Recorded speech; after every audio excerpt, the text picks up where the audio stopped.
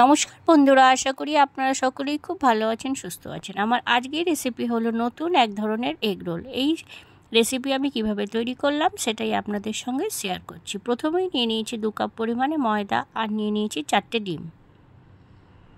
একটা বড় পাত্র নিয়ে নিলাম, তাতে পুরো ময়দাটা দিয়ে দিয়েছি। এবারে তার মধ্যে দিয়ে দেবো কিছু কিছু সামান্য উপকরণ। প্রথমেই দিয়ে দিচ্ছি স্বাদমতো নুন, তারপর দিয়ে দিচ্ছি সামান্য পরিমাণে চিনি, আর দিয়ে দিচ্ছি সামান্য পরিমাণে বেকিং পাউডার। আপনারা আপনাদের ময়দার উপকরণ অনুযায়ী সব কিছু ঠিকমতো দিয়ে নেবেন। আর দিয়ে দিচ্ছি নতুন ধরনের ভাবে তৈরি করবার জন্য সামান্য পরিমাণে চিলি ফ্লেক্স। শুকনো উপকরণগুলো আগে ভালো করে মিশিয়ে নেব।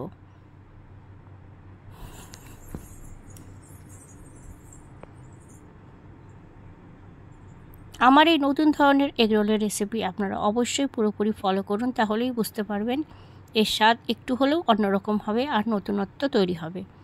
আর ভালো লাগলে অবশ্যই চ্যানেলটিকে লাইক, শেয়ার ও সাবস্ক্রাইব করুন। আর খুব ভালো লাগলে অবশ্যই শেয়ার করুন। তারপর 3 চামচ তেল দিয়ে তাকে ভালো করে ময়াম করে নিয়ে দিয়ে দিচ্ছি একটা ডিম। আমরা সাধারণত পরোটা বানিয়ে তারপর ডিম দিয়ে যেভাবে এগরোল খাই, কিন্তু এই এগরোলের উপকরণগুলো পুরোপুরি আলাদা। আমি ময়দার সাথেও একটা ডিম মাখিয়ে নিয়েছি। এইভাবে তৈরি করে দেখবেন, আপনাদের খুব ভালো লাগবে এবং নতুন ধরনের এগরোল তৈরি হবে। ডিমটাকে ভালো করে ময়দার সাথে মিশিয়ে নিয়ে তারপর সামান্য পরিমাণে জল দিয়ে একটা সফট মিডিয়াম ডো আমি তৈরি করে নেব। খুব বেশি শক্তও নয়, আবার খুব বেশি নরম নয়। এইভাবে ময়দাটা মাখিয়ে নিয়ে তারপর 10 মিনিট মতো ঢাকা দিয়ে রেখে দেবো। ঢাকা দিয়ে রাখার আগে উপর থেকে অল্প সামান্য পরিমাণে সাদা তেল মাখিয়ে নিয়ে তারপর ঢাকা দিয়ে রাখবো। তার ফলে ময়দাটা খুব ভালোভাবে সেট হয়ে যাবে আর খুব সুন্দর নরম হয়ে যাবে।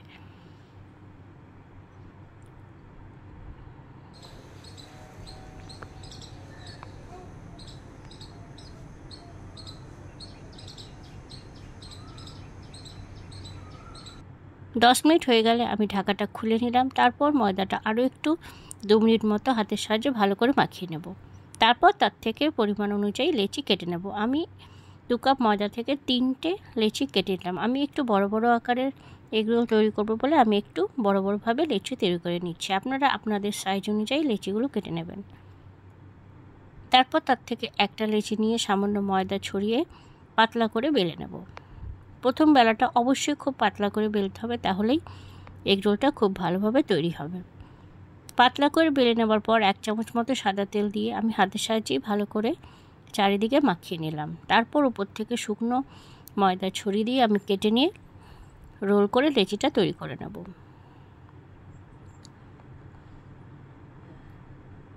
আমি এইভাবে মাঝখান থেকে কেটে নিয়ে তারপর চারপাশ থেকে ঘুরিয়ে লেচিটা করে নিলাম।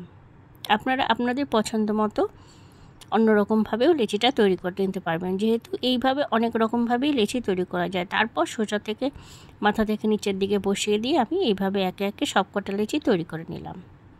তারপর তার থেকে একটা নিয়ে আমি পরোটাটা বেলে নেব।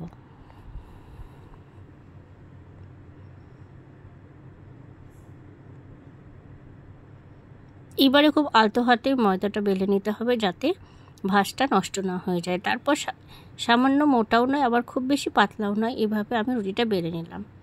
কারণ এতে ডিম থাকার ফলে ভাজবার পর অনেকটা মোটা হয়ে যাবে, সেই জন্য একটু পাতলাভাবেই বেলে নিতে হবে। তারপর আমি একটা উনুনে প্যান চাপিয়ে দিয়েছি, তার সেটা গরম হয়ে গেলে বেলে রাখা রুটিটা দিয়ে দিলাম।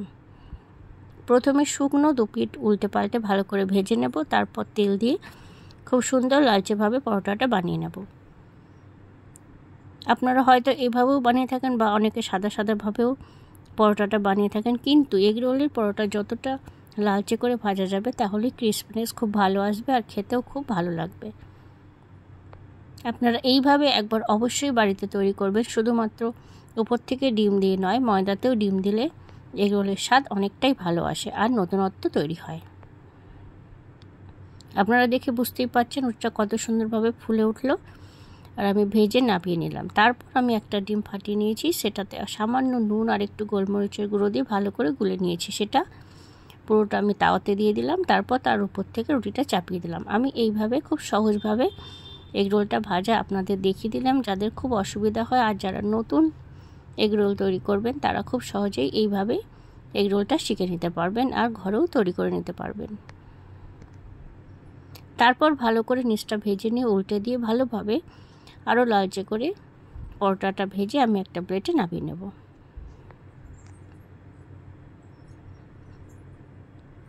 দীপালি পাল কুকিং চ্যানেলের আমি দীপালি।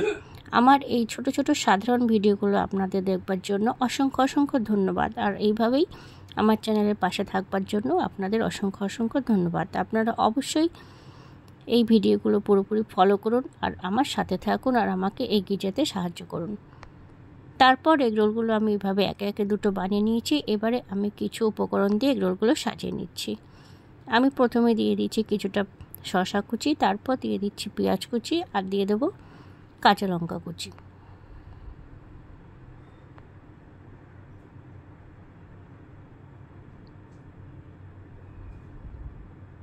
সব কিছু শসা পেঁয়াজ কাঁচা লঙ্কা দিয়ে দেওয়ার পর ওপর থেকে দিয়ে দেবো সামান্য পরিমাণে চাট মশলা আর দিয়ে দেবো লেবুর রস। তারপর দিয়ে দেবো সস অনেকে অনেক রকম দিয়ে থাকে, কেউ কেউ চিলি সস, কাসুন্দি, সব কিছুই দেওয়া যায়, কিন্তু আমি এবারে শুধু একরকম সস দেবো, শুধুই দিয়ে দেবো টমেটো কেচাপ।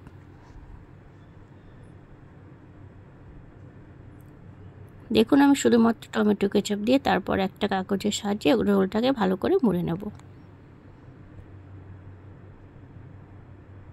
এভাবেই তৈরি হয়ে গেল আমার নতুনত্ব ধরনের এগরোল। আপনারা ভালো লাগলে অবশ্যই চ্যানেলটিকে লাইক, শেয়ার ও সাবস্ক্রাইব করবেন। আর খুব ভালো লাগলে অবশ্যই আমাকে কমেন্টে জানাবেন আর ঘরে অবশ্যই একবার তৈরি করে দেখবেন এই নতুন ধরনের এগরোল, যেটা আপনাদের বাড়ির বাচ্চাদের বড়দের সকলেরই খুব পছন্দ হবে আর আপনার প্রশংসা করবে। এভাবেই আমি দুটো এগরোল কাগজে মুড়ে নিলাম। ভালো লাগলে অবশ্যই কমেন্টে